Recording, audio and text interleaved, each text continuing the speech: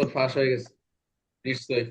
আচ্ছা, তারপরে দেখি 8 নম্বর, ক এর ভিত্ত গ এর অনুপস্থিতিতে গৃহের যাবতীয় গ এর উপর ন্যস্ত করে। আই রিপিট, ক এর ভিত্ত গ অনুপস্থিতিতে তার গৃহের যাবতীয় গ এর উপর ন্যস্ত করে। গ এক মূল্যবান জিনিসপত্র নিয়ে পালিয়ে যায়। এর গড় অপরাধ কি? এটাও পড়াইছি।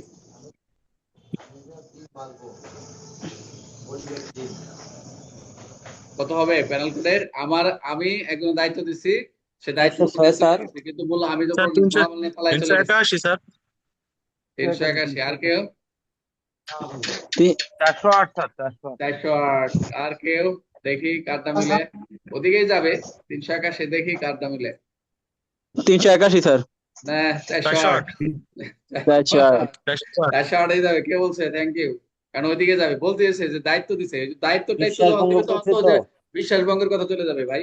এদিকে তো চুরির জি স্যার, স্যার, স্যার। চুরির ক্ষেত্রে কি কোনো সময় দায়িত্ব টাইত্ব দেয়? না।